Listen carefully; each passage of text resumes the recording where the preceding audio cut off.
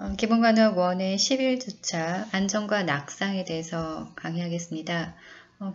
이 강의는 교재 1번의 제9장의 환경 파트입니다. 페이지 141페이지에서부터 보시면 될 것 같아요. 참고 문헌은 아래와 같습니다. 자, 강의 시작하겠습니다. 자, 이번 주차의 학습 목표는 7가지인데요. 첫 번째 학습 목표는 병원 환경에서 안전의 중요성을 인지할 수 있다 이고요. 두 번째 학습 목표는 안전에 영향을 미치는 요인을 인지할 수 있다 입니다. 세 번째는 안전을 위협하는 그런 요인을 사정하고 그리고 주요 내용을 인지할 수 있다 입니다. 네 번째 학습 목표는 안전을 유지하기 위한 간호 중재를 인지할 수 있으면 되시고요. 다섯 번째 학습 목표는 낙상의 위험 요인과 낙상 사정 내용을 인지할 수 있으면 됩니다. 여섯 번째 학습 목표는 낙상 예방을 위한 간호 중재를 아시면 되고요. 그 다음에 일곱 번째는 억제대 적용과 억제대 간호 중재를 인지할 수 있는 게 이런 7가지 학습 목표로 나눠져 있습니다. 병원 환경인데 우리는 그 대상자들 편안하게 환경을 제공해 줘야 되잖아요. 그러면 이런 편안한 환경이 어떤 건지 이런 거에 대한 이해가 필요한 거죠. 저희 책 145페이지에 나와 있는 내용입니다. 책과 같이 보시면 되고요. 이런 편안한 환경의 첫 번째가 온도인데요. 온도는 보통 병실에는 20에서 23도씨 정도가 대부분의 사람들이 편안하다라고 느끼는 온도입니다. 그리고 그 체온 조절 기능이 많이 떨어지는 그런 대상자가 있죠. 뭐 신생아라든지 영유아라든지 또는 노인 같은 경우는 약간 실내 온도를 더 높여줘야 될 수도 있고요. 그 다음에 수술실 같은 이런 신체 대사 요구를 좀 줄여야 되는 경우가 있습니다. 그런 경우는 병실의 온도를 약간 낮춰서 약간 신선하게 유지한다는 거. 조금 더 체온이 좀 떨어지게, 그러니까 신선하게 유지합니다. 그래서 수술실 같은 실제로 들어가다 보면 약간 춥다고 느낄 수도 있거든요. 자, 환기 같은 경우는 병원은 중앙식 공기 정화 시설이 있어요. 그래서 온도라든지 습도라든지 공기를 다 조절할 수 있습니다. 그래서 불쾌한 냄새라든지 탁한 공기를 없애기 위해서 이런 적절한 환기가 되게 중요하죠. 자, 병원 환경에서 또 편안한 환경에 이제 습도도 들어가는데 습도는 대기 중의 습도 양이 보통 50에서 60%이 범위일 때 우리가 편안하다고 느낍니다.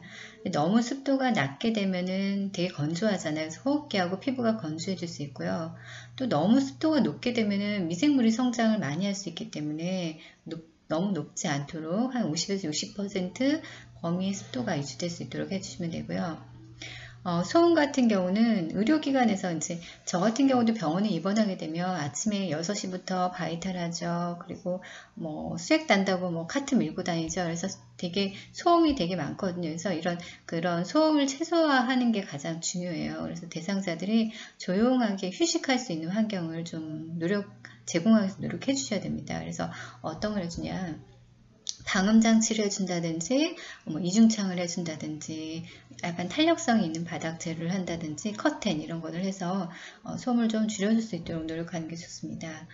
조명 같은 경우는 일단 사물을 선명하게 볼 수 있게 하고 그 다음에 눈의 부담감을 좀 적게 주는 그런 환경을 조성하면 좋은데 사실 병원에 가서 보시게 되면 대부분 이제 형광등을 되게 환하게 켜놓은 경우가 많거든요. 그래서 되게 불편합니다. 그래서 조명은 약간 어둡지 않고 눈부시지도 않고 그리고 음영이 심하게 나타나지 않는 게 이제 가장 좋다라고 되어 있고 그런 것들이 대상자의 눈의 피로감을 적게 이제 해준다라는 겁니다. 자, 병원 환경에서 이제 공기인데요. 이런 공기 조화 같은 경우는 수술실이나 분만실, 미수가실, 중환자실 이런 데는 이제 공기가 되게 깨끗해야 되거든요. 그래서 공기 감염에 문제가 있는 그런 공기를 정화하는 데는 이런 수술실이라든지 분만실, 중환자실 이런 데 이제 우리가 공기 조화를 합니다. 그래서 이게 되게 유지비가 좀 많이 드는 단점이 있는데요.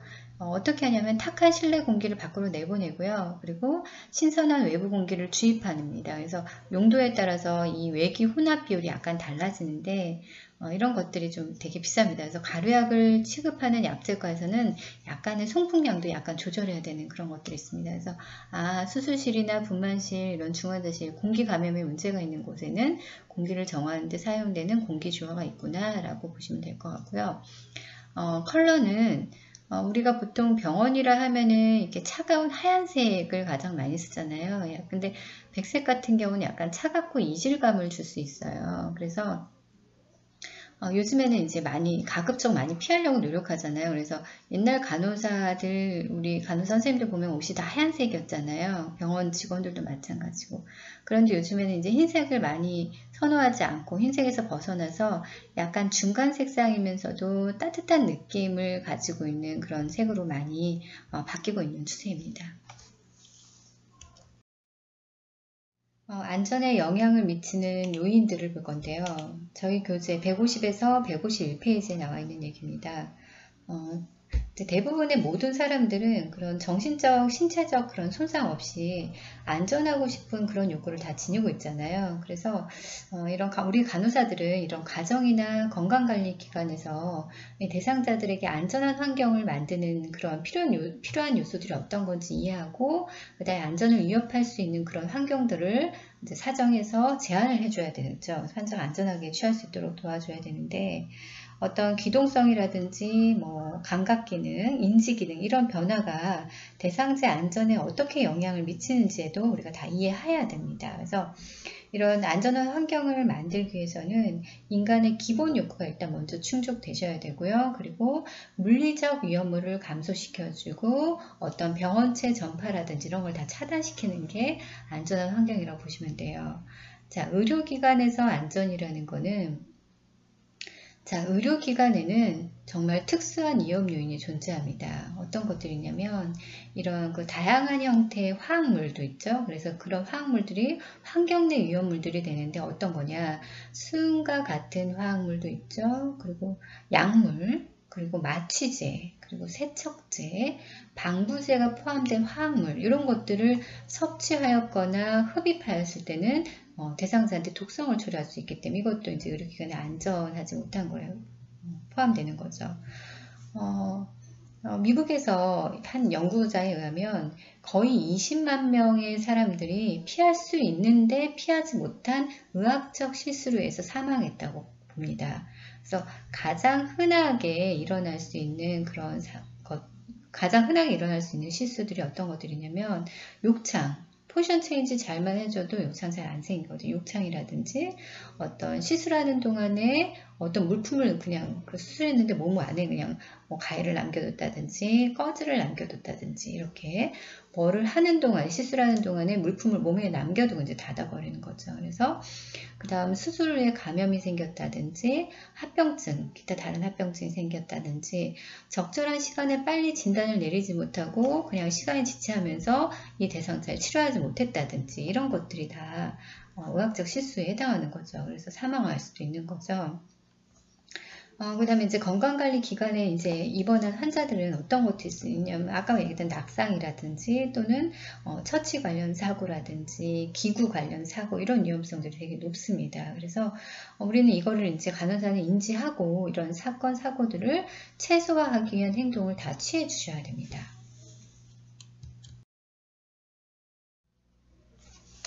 자, 의료기관의 안전에서 의료기관 안전의 위험 요인 첫 번째가 지금 낙상으로 나와 있죠. 그래서 낙상에 대해서 볼 건데 저희 교재 151페이지에 나와 있는 얘기입니다.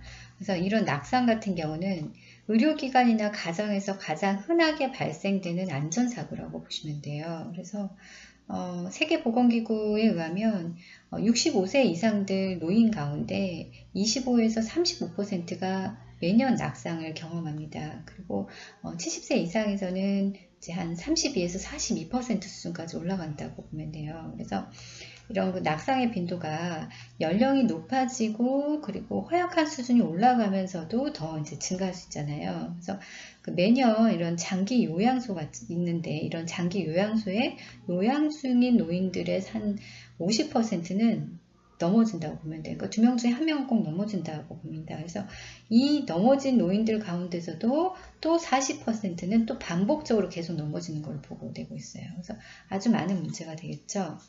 그래서 이런 낙상의 원인을, 이런 낙상을 초래하는 가장 흔한 원인들을 보니까 어떤 것들이 원인이었냐면 뇌졸중이 있다든지 뭐 파킨슨병이 있다든지 환자가 눈이 안 보이 실명이 됐다든지 또는 관절염, 우리들 다 관절염 있잖아요. 관절염이 있다든지 어떤 약물과 관련된 저혈압이 있다든지 이런 사람들은 이제 낙상을 많이 되는 거죠. 그래서 이런 낙상을 입은 사람들의 대다수가 중증도 손상부터 골반 골절이나 또는 머리, 두부 손상 같은 이런 심각한 손상을 입게 됩니다. 그래서 이런 그 대상자의 기동성이나 독립심을 많이 감소시키죠. 그리고 심각하면 사망의 위험성도 증가시킬 수 있어요. 그래서 노인이 병원에 입원했을 때는 이런 낙상이 초래되는 원인, 그러니까 뭐 혼돈이라든지 뭐 쇠약하다든지 어떤 환자가 일어날 때 불안정하다든지 이런 환경들이 다 노인들의 낙상을 초래하는 원인이 될 수 있어요. 그래서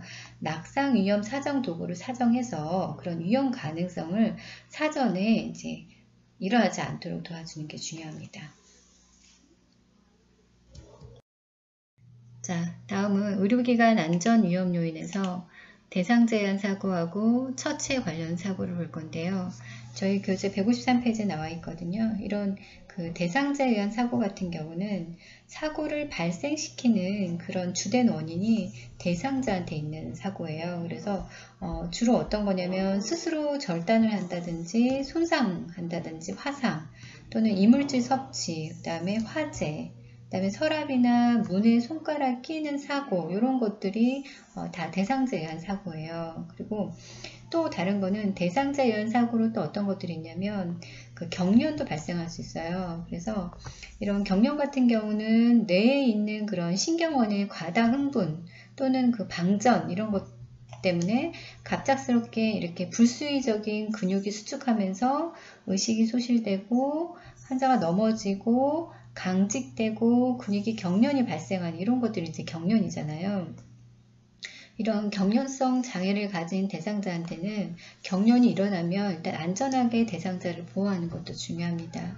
그 다음에 처치 관련 사고는 의료인에 의해서 초래되는 사고라고 보시면 되죠. 그래서 약물 주입이라든지 수액 주입 또는 드레싱 교환한다든지 또는 환자를 이동할 때 또는 온열기구, 그다음에 외부 기구 사용 등 이런 걸 하면서 뭔가 오류가 발생하면서 일어나는 그런 사고라고 보시면 돼요. 그래서 이런 것들은 가장 최소한을 하시는 게 좋죠. 그래서 기관의 정책이라든지 간호 실무 프로토콜이 있거든요. 그래서 거기에 따라서 처치 관련 사고를 예방하는 게 가장 중요합니다. 관련 안전 위험 요인 중에 기구 관련 사고입니다. 그래서 기구 관련 사고는 기계가 기능이 장애가 있다든지 고장 났다든지 또는 기계를 잘못 사용한 결과로도 초래될 수 있고요. 또는 전기 위험성으로도 초래될 수 있습니다. 그리고 뭐 일상적으로 가장 많이 일어나는 게 정맥주입기, 인퓨전 펌프기가 뭐 너무 빨리 들어간다든지 이런 것도 사고로 일어날 수 있죠. 그래서 이런 고장난 기구가 있는 경우에는 다른 대상자한테 사용하지 않도록 기구에다가 고장이라고 표시를 해서 즉시 보고하는 것도 중요합니다. 그 다음에 대상자 보호벨트라든지 이동 침대, 그 침상 난간을 사용하잖아요. 여기라든지 휠체어의 바퀴 잠금 장치 이런 것들이 다 오작동이 있을 수 있거든요. 그럼 이런 것들이 이제 다 사고로 이어지기 때문에 이런 그 사고를 막기 위해서는 어떻게 하냐면 감시기구라든지 치료기구를 작동하는 방법을 간호사가 다 잘 알고 있어야 돼요. 그래서 이런 것들에 문제가 생기지 않도록 하셔야 됩니다. 다음은 의료기관에서 안전위험 요인 화재입니다. 화재 같은 경우는 어떤 때 많이 생기냐면 침대에서 흡연한다든지 또는 전기 화재 또는 마취와 관련된 화재들이 있는데요. 이런 그 화재가 발생하게 되면 건강관리기관에서 발생한 경우 간호사는 가장 먼저 위험으로부터 대상자를 보호하는 게 첫 번째잖아요. 그래서 모든 직원들은 대상자를 다 대피시켜야 되는데 특히 어떻게 하냐면 특히 화재가 발생한 근처에 있는 대상자부터 빨리 대피시키는 게 중요하고요. 화재가 있을 때는 기관의 규정대로 이제 대처하는데 병원 내 화재 같은 경우 이제 이런 그 4가지 단계를 거치는데요. 첫 번째가 레스큐에서 구조하는 거잖아요. 그래서 R 단계예요. 그래서 즉시 위험한 환자를 구조해서 옮겨주고요. 두 번째는 액티베이트 시키는 건데 화재 경보기를 일단 작동시키시면 돼요. 그리고 네 번째는 이제 우리가 컨바인 한다 해서 산소와 전기 기구를 다 이렇게 잠궈 주시고요. 창문과 문을 닫아 가지고 화재 범위를 일단 국한시키는 겁니다. 그래서 이제 컨바인 하시고, 그다음에 네 번째는 extinguish해서 2로 하는 건 2단계인데요. 이거는 소화 기구를 사용해서 그 최소한의 소화 작업을 하는 거예요. 그러니까 불을 끄는 거죠. 그래서 이런 4단계에 들어갑니다. RAC 2단계라고 보시면 되고, 그 다음에 산소를 투여하고 있는 환자가 생명에 지장이 없다면 산소 자체에서 더 불이 잘 붙잖아요. 그래서 산소를 일단 잠그고 불이 더 커지지 않도록 하고, 만약에 산소를 잠그면 내 대상자가 생명에 지장이 있어. 그러면 이런 경우는 그 N부 백잉을 하면서 그 산소 공급을 하면서 이제 안전한 곳으로 옮겨주시면 됩니다. 자, 다음은 안전을 위협하는 요인 중에, 사정 요인 중에 간호 문제입니다. 저희 교재 155페이지에 나와 있는 거예요. 그래서 간호사나 건강관리 제공자는 이런 환자 안전에 대한 책임을 다 가지고 있다고 보시면 돼요. 그래서 이런 간호사는 대상자의 안전 상태를 다 이제 사정한 다음에 수집된 자료를 분석해 가지고 그다음에 안전에 위험이 있는지를 일단 결정하게 돼요. 그래서 이런 안전의 위협을 받는 대상자한테 적용할 수 있는 그런 간호진단이 있습니다. 지금 아래에 나와 있는데요.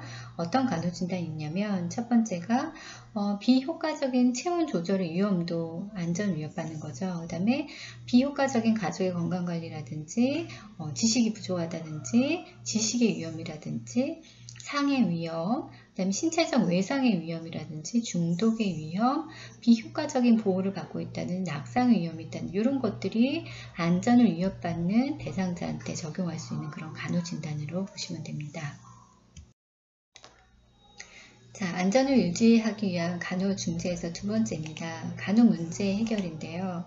이런 안전하게 해주려면 이제 첫 번째가 낙상 위험을 감소시켜 줘야 되겠죠. 그래서 예를 들게 되면 이제 체중이 많이 나가는 대상자 같은 경우는 체중을 지지할 수 있는 그런 특수 고안된 침대라든지 휠체어, 변기를 사용할 수 있도록 해주시고요. 이제 기동성 장애가 있는 대상자는 불필요하게 움직인다든지 계단 오르내리는 거 이런 것들을 이제 최소화 시켜주면 되는 겁니다. 그리고 이제 호출기 사용 방법을 교육시켜 준다든지, 호출기를 일단 대상자 손이 쉽게 닿는 곳에 놓아주시고요. 그리고 불필요한 기구라든지 이런 불필요한 가구를 없애주고, 그다음에 대상자 신발에는 그 밑창이 고무로 된 신발을 제공해주면 좀 덜 미끄러지겠죠. 그다음에 보행기라든지 지팡이, 목발 이런 고무 부분이 닳지는 않았는지, 또는 연결 부위가 꽉 조여져 있는지, 또 이런 이동용 보조기구, 그러니까 목발이나 지팡이, 보행기 이런 것들이 대상자 키와 잘 맞는지도 점검해 주셔야 돼요. 이런데도 문제가 있으면 일시적으로 보호대라든지 침상 난간을 우리가 적용하잖아요. 어떨 때 적용하냐면, 의식 혼돈이 있는 대상자라든지 진압력이 손상됐다든지 자주 낙상이 일어나는 사람이라든지, 또는 산소기구나 정맥주입, 드레싱을 갖고 있는데 자꾸 떼어내려고 하는 환자가 있다든지 이러면 이제 보호대를 적용하는 경우가 많죠. 그래서 이런 것들이 낙상 위험을 감소시키는 것들입니다. 간호 문제 해결 두 번째는 그 신체 보호대를 적용하는 거예요. 그래서 신체 보호대는 억제대라고 많이 하거든요. 그래서 두 가지로 나눌 수 있어요. 화학적 억제하고 물리적 억제로 나눌 수 있는데, 여기 나와 있는 화학적 억제 같은 경우는 그 대상자 행동을 일단 통제하기 위해서 항불안제라든지 진정제 같은 약물을 투여하는 게 화학적 억제입니다. 물리적 억제 같은 경우는 이런 대상자가 어떤 걸 제거할 수 없는 어떤 기계적 장치를 적용하는 거예요. 그래서 많이 하는 게 이제 억제대인데, 억제대 같은 경우는 그 환자의 신체 활동이나 신체 일부에 손이 닿는 걸 억제하려고 뭔가 묶어서 많이 사용하거든요. 그래서 이런 신체 보호대나 억제대를 사용하게 되면 환자가 많이 움직이지 않잖아요. 그래서 부동으로 인한 합병증도 많이 생겨요. 그래서 압박성 궤양이라든지 변비라든지 실금이라든지 이런 것들이 생기고요. 정말 심할 경우에는 호흡기계, 순환기계가 자꾸 억제돼 가지고 나중에 사망을 초래하기도 합니다. 간호 문제 해결 두 번째, 이제 신체 보호대 적용의 목적, 보호대를 사용하는 목적을 볼 건데요.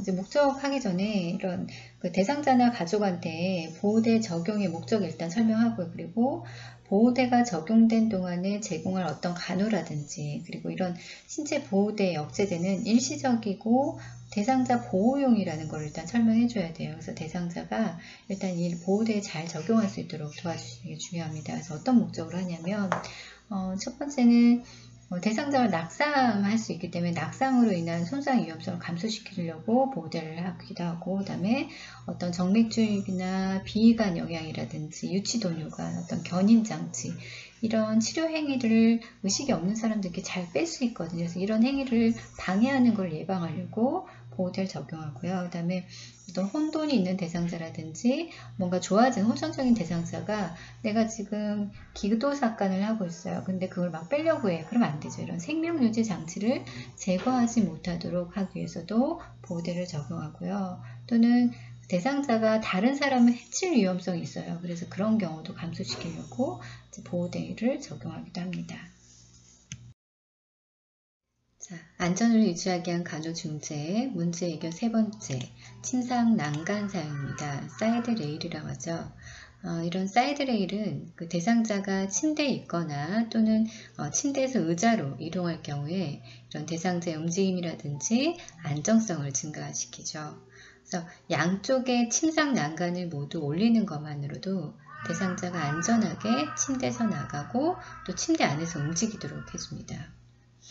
침상 난간은 이런 무의식 대상자나 또는 약물로 또 진정된 대상자가 이렇게 침대에서 굴러 떨어지는 것, 이런 것들을 막아줍니다.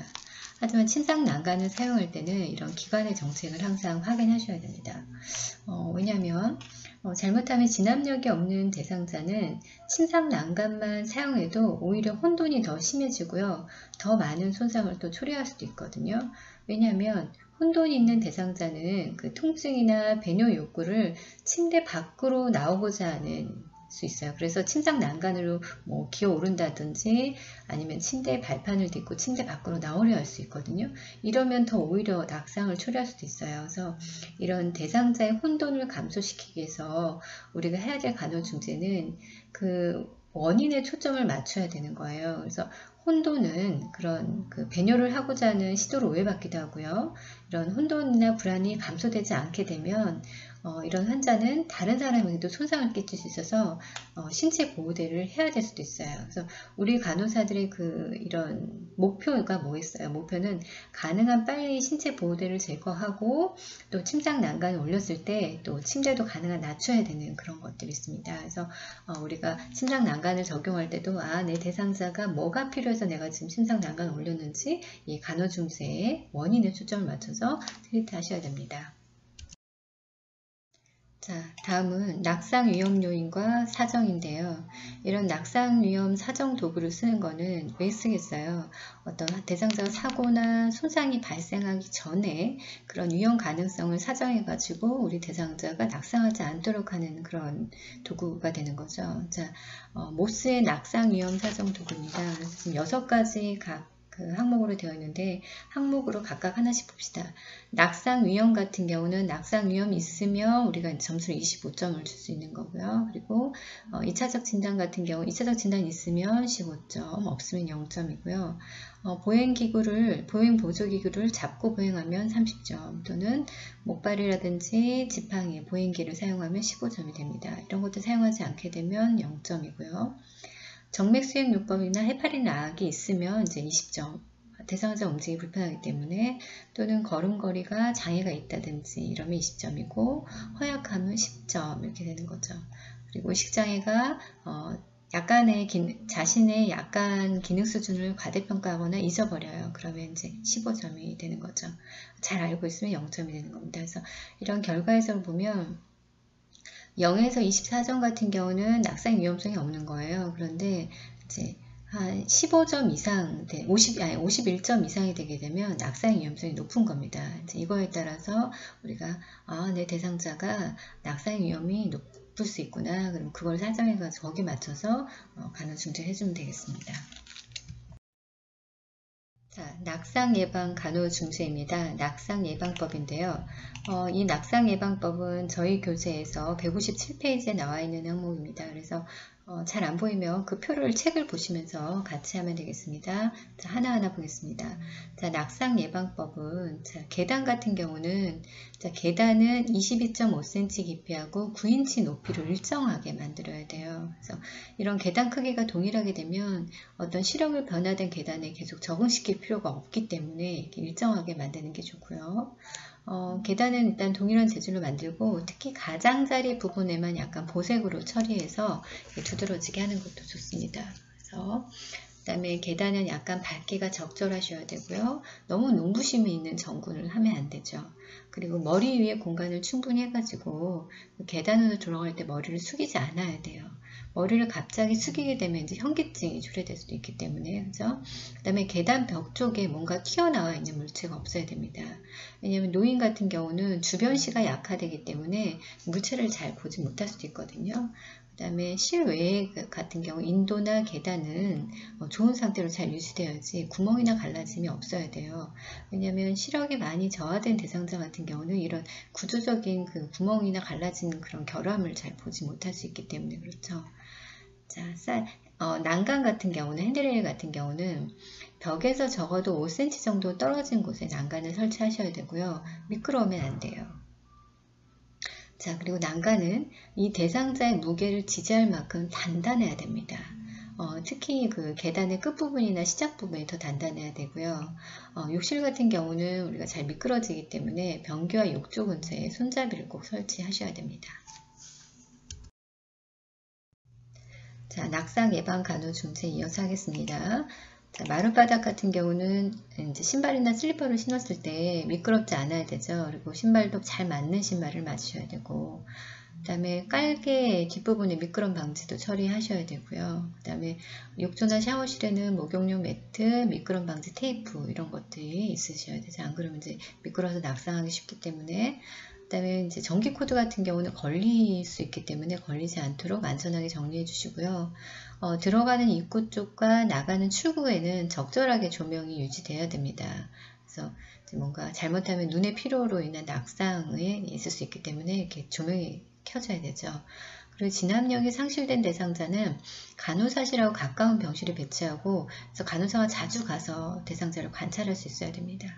그리고 의식에 혼돈이 있는 대상자 같은 경우는 자주 보셔야 돼요. 면밀하게 관찰해야 돼요. 왜냐하면 이런 의식에 혼돈이 있는 대상자는 병실 밖에서 자꾸 혼자서 배회하고 다니거든요. 그래서 보셔야 되고요. 그 다음에 대상자 침대 옆과 욕실에는 호출기가 있잖아요. 그럼 이 호출기 사용하는 방법을 일단 보여주시고 대상자 손에 닿는 곳에 배치하셔야 됩니다.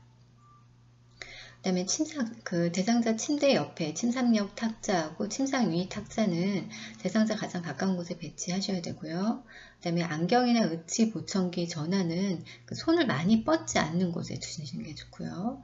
그 다음에 침상 옆에 탁자나 복도, 욕실 이런 곳은 어지럽지 않게 잘 이렇게 정리해 놓아야 됩니다. 그리고 어지럽히지 않아야 된다는 얘기죠. 그래서 의식이 명료하고 이렇게 기동이 가능한 대상자 같은 경우는 침상 난방을 다 올리지 않고요. 난간 한쪽은 올려주고 한쪽은 내려서 자유롭게 침대에서 이렇게 이동할 수 있도록 해주셔야 됩니다. 그 다음에 이동 같은 경우 이동할 때는 대상자를 침대에서 휠체어로 또는 다시 침대로 이동하는 동안에는 그 침대하고 휠체어를 움직이지 않도록 고정하는 것도 중요해요. 잘못하면 좀 움직여서 낙상할 수도 있기 때문에. 그리고 대상자가 운반차에 있는 경우는 난간을 올려놓고 안전띠를 하셔야 돼요. 가끔 스트레처카 이렇게 운반차 올려놓고 난간 안에서 낙상하는 경우가 간혹 생기거든요. 그래서 대상자가 운반차에서 굴러 떨어지는 걸 막기 위해서 안전띠와 난간을 올려놓아야 된다라는 거. 이런 간호중재가 있다는 거 기억하시면 되겠습니다. 억제대 적용과 간호에 대해서 보겠습니다. 억제대는 레스트레인이라고 하는데요. 이거는 신체 움직임을 제한하고 그 환자의 안전을 이렇게 부득이하게 이렇게 취해지는 조치예요. 그래서 환자가 안전하게 움직임을 제한해 주는 거죠. 그래서 대상자가 쉽게 제거할 수 없도록 이렇게 보완됐어요. 그래서 신체에 부착하는 장치이기 때문에 어떻게 보면 보호대 의미도 갖고 있는 거죠. 이런 억제대가 적용되면 대상자들이 침대 밖으로 나가려고 애쓰면서 그 자체가 이제 스스로 억제대가 몸이 쪼일 수도 있어요. 그래서 요양원이나 많은 건강관리 기관들은 이런 재킷 억제 같은 걸 사용을 금하고 있습니다. 그래서 재킷 억제 이제 뒤에서 보여드리겠습니다. 억제대의 종류를 좀 보겠습니다. 지금 나와 있는 재킷 억제대하고 벨트 억제대인데요. 이런 그 재킷 억제대 같은 경우는 의자나 휠체어에 앉아 있거나 이런 침대에 누워 있는 동안에 이제 환자를 억제하기 위해서 이렇게 만들어 놓은 거예요. 그래서 잘못하면 이 자체가 이렇게 쪼여질 수 있기 때문에 환자가 너무 나오려고 발버둥치면 그래서 지식이나 이런 숨막힘이 있을 수 있습니다. 그런 것들 좀 주의해 주셔야 되고요. 벨트 억제대 지금 그림 9.13인데요. 이렇게 보면 얘 같은 경우는 이제 운반차에 누운, 그러니까 스트레처카에 누운 대상자가 잘못하면 이런 벨트 억제대를 하지 않으면 낙상하거든요. 그래서 이런 대상자의 안전을 보호하기 위해서 이렇게 벨트 억제대를 합니다. 근데 이것도 복부가 너무 지나치게 쪼여지면 이게 문제가 되겠죠. 복부가 너무 지나치게 쪼이지 않도록 주의하셔야 됩니다. 다음은 사지 억제인데요. 사지 억제대 같은 경우는 중환자실 가면 많이 보이거든요. 그래서 아주 많이 사용하고 있죠. 그래서 손목이나 발목 이런 사지 한 군데 또는 전부를 움직이지 못하게 묶는 방법입니다. 지금 그림에 나와 있는 방법을 하시면 아주 쉽게 할 수 있거든요. 그래서 이렇게 손이나 발목을 묶는 건데요. 이제 어린이 같은 경우는 신체 움직임이 많잖아요. 그래서 어린이 경우 팔만 침상 난간에 묶어 놓잖아요. 그러면 잘못하면 침대 밖으로 떨어지는 사고를 입을 수도 있어요. 왜냐면 그래서 이런 경우 아이들 같은 경우는 어떻게 하면 재킷 보호대를 적용하는 것이 더 안전할 수도 있습니다. 왜냐면 신체 보호대는 잘못하면 이제 적절하게 올바르게 사용하는데 잘못해서 더 그것이 문제가 될 수 있기 때문에 어린이라고 다 재킷 보호대 쓰는 게 아니라 어떤 경우는 이렇게 사지 보호대도 쓰지만 이 아이가 어떻게 하는 게 가장 아이디어한가 거기에 맞춰서 억제대를 해주시면 됩니다. 그리고 이제 또 기억해야 될 거는 너무 꽉 조인 그런 신체 보호대를 하게 되면 혈액순환이나 심호흡을 제한할 수 있기 때문에 또는 이제 이렇게 너무 꽉 조여 놓으면 신경 손상이라든지 혈관 손상을 초래하기 때문에 이런 보호대 아래로 간호사 손가락 2개 정도 들어갈 공간을 확보하고 이렇게 보호대를 해주셔야 됩니다. 자, 다음은 장갑 억제, 팔꿈치 억제, 전신 억제입니다. 장갑 억제 같은 경우는 그림에 나와 있죠. 이렇게 장갑을 씌우는 건데요. 이런 경우는 대상자 신체에 삽입되어 있는 기구라든지 드레싱을 보호하고 가려움이 있는 심한 피부 질환인 대상자가 긁는 걸 예방하기 위해서 이제 합니다. 팔꿈치 억제대 같은 경우는 팔꿈치를 구부릴 수 없도록 하는 거예요. 그래서 영화 같은 경우는 이제 서랍자 같은 걸 끼울 수 있는 천으로 영화의 팔꿈치 굴곡을 막는 겁니다. 그래서 이렇게 큰아이 같은 경우는 이제 머리에다가 뭔가 머리 이 안면에 수술했다든지 머리에 뭔가 주사를 맞았다든지 이런 경우도 쓸 수 있고요. 전신 억제대 같은 경우는 이렇게 전신을 감싸 놓는 거죠. 지금 그림에 나와 있는 이렇게. 그래서 영화의 머리나 목 검사할 때 이제 또는 이런 치료할 때 이런 몸통과 사지의 움직임 조절을 약간 억제할 수 있도록 하는 게 전신 억제입니다. 자, 억제대 적용과 간호인데요. 자, 억제대가 없는 그런 환경을 만드는 게 가장 좋습니다. 근데 이제 억제대가 필요한 경우 한 번 더 관찰하시고 이런 대안법을 한번 시도해 보는 것도 좋고, 억제대 사용에 대한 그런 결정에 가족과 대상자를 참여시킨다든지 또는 억제대 선택할 때는 적용하는 목적을 분명하게 하고 목적에 맞게 되면 그 대상자 움직임을 가능한 적게 제한하는 그런 보호대를 선택하는 게 좋고요. 이런 대상자한테 보호 목적으로 억제를 했고 그리고 안정이 될 때까지만 사용한다는 것을 꼭 알려주셔야 되고요. 그 다음에 우리 간호사들은 이런 신체 보호대 종류라든지 아까 앞에 나왔던 보호대 종류라든지 뭐 어떤 적용이라든지 제거한 정확한 시간 그리고 억제 전과 억제 중에 대상자의 움직임이 어땠는지 그 다음에 억제했을 때 행해진 간호행위가 어떤 것들이 있는지 이런 걸 정확하게 기록해 주셔야 됩니다. 자, 억제대 대안법입니다. 앞에서 억제대가 없는 환경을 만드는 게 가장 중요하다고 그랬잖아요. 그러면 이제 그런데 억제대가 필요할 경우에는 그거에 대한 대안법을 이제 고안해 보자라고 했었는데 어떤 대안법들이냐 이제 저희 책 158페이지에 표 9.3에 나와 있는 얘기거든요. 그래서 간호계획 수립할 때 대상자하고 가족을 참여시키면 더 좋겠죠. 그리고 이런 그 가족에게 그 치료 절차 그다음에 에 대해 설명하고 그리고 가족이나 친구가 이렇게 대상자와 함께 머물도록 격려하면서 그 지속적으로 대상자를 감독할 수 있는 그런 간병인도 활용하면 좋고 그 다음에 차분하고 단순하게 말해주고요. 그리고 대상자가 서는 자세를 취하게 되면 의료인한테 경보음이 발생하는 그 엠부 알람과 같은 무릎 밴드를 활용하는 거 좋습니다. 그러니까 무릎 밴드에 알람이 있기 때문에 일어나면 이제 알람이 울리겠죠. 또 침상 난간은 그냥 다 제거해버리고요. 그냥 어떻게 하냐 침대를 낮추고 그냥 바닥 매트를 쓰는 경우도 있어요. 그래서 아동 같은 경우는 이런 억제대 쓰는 거를 되게 아이들이 싫어하는 경우가 많기 때문에 아동병원에서는 아예 침대를 안 만들고 매트를 사용하는 경우가 많습니다. 그 다음에 의식이 혼돈되거나 진압력이 없는 대상자 같은 경우는 아까 앞에서 얘기했죠. 간호사실 가까운 병실에 배치해서 대상자를 더 자주 관찰하고 확인해야 된다라고 했었습니다. 자, 억제대 대안법 이어서 하겠습니다.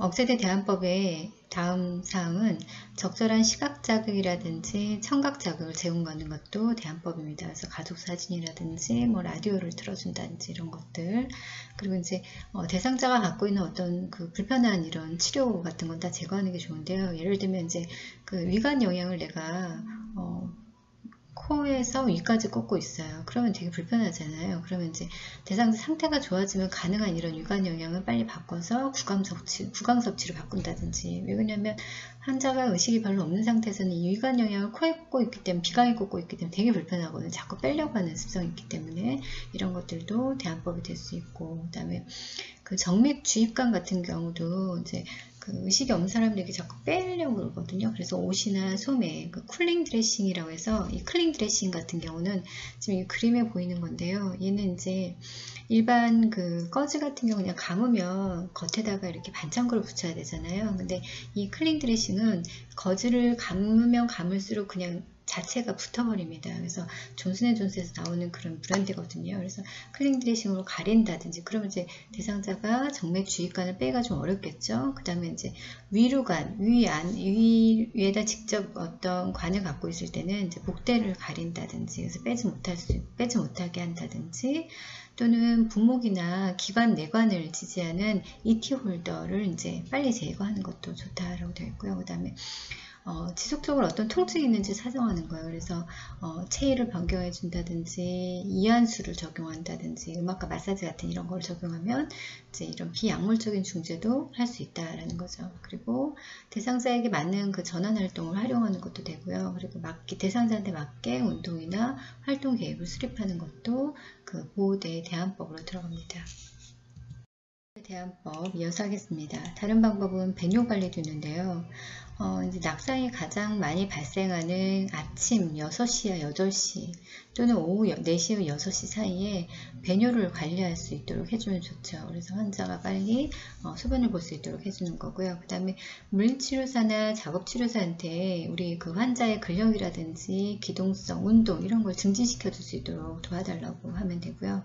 그 다음에 둔부 패드라든지 헬멧 또는 미끄럼 방지가 처리된 슬리퍼라든지 미끄럼 방지가 처리된 줄과 같은 그런 보호용 장치를 활용하는 것도 억제대 대안법입니다. 또는 의학적인 문제, 뭐 기립성 저혈압이 있다든지, 뭐 변비, 과량의 수액이라든지 탈수, 감염, 약물의 독성이나 부작용 이런 것들은 즉각적으로 치료하는 것도 이 억제대 대안법이라고 볼 수 있습니다. 자, 다음은 억제대에 적용했을 때 그런 간호인데요. 어떻게 하는지 이건 좀 알아야 됩니다. 그래서 간호사는 이런 병원의 억제대에 대한 규정을 잘 알고 있어야 돼요. 그래서 억제대를 실시하기 전에 가능한 다른 억제대가 아닌 다른 것들 대안을 시도해 보고 나서 안 되면 억제대를 적용하시는 게 좋습니다. 그리고 억제대 선택할 때는 그 적용의 목적을 분명히 해서 그 목적에 맞으면 대상자의 움직임을 가능한 한 적게 제한하는 그런 억제대를 선택하셔야 되고요. 억제대는 다른 사람한테 노출되면 좋지 않아요. 노출되지 않도록 하고, 그 다음에 신체 보호대를 이렇게 적용하고 있는 동안에는 30분마다 대상자를 사정하셔야 돼요. 그래서 어떤 그 피부 통합성이 잘 되고 있는지 보셔야 되는데, 맥박을 촉지한다든지 또는 피부색과 피부 온도, 그 다음에 이 감아놓은 억제된 그 신체 부위 감각이 괜찮은지 이런 것들을 보셔야 되고요. 그래서 억제대가 그 대상자 치료나 건강에 방해가 되면 안 되겠죠. 그래서 맥박을 자주 측정하고 피부색과 억제된 부위 감각 상태를 꼭 확인해서 이런 혈액 공급이 잘 되고 있는지 순환 장애를 초래하지 않도록 2시간마다 30분씩 억제대를 풀어주는 게 좋습니다. 억제대 적용 시 간호에서 또 다른 거는 나비 매듭을 이용해서 응급 상황에서 쉽게 풀어지도록 하고요. 더러워지면 바로 교환해 주는 게 좋고요. 아까 말했듯이 신경 손상이나 혈관 손상을 초래할 수 있기 때문에 억제대 아래로 간호사 손가락 2개 정도가 들어갈 그런 공간을 확보하셔야 되고요. 질식도 할 수 있기 때문에 질식을 예방할 수 있도록 적절히 잘 적용하셔야 됩니다. 그리고 억제대 사용할 때는 그 대상자의 신체 선열을 잘 유지해서 똑바로 유지할 수 있도록 해주고, 대상자가 자해를 일으키지 않는 그런 억제대를 선택해서 안전하게 사용하는 게 이제 억제대 적용의 간호입니다. 자, 이번 강의는 여기까지입니다.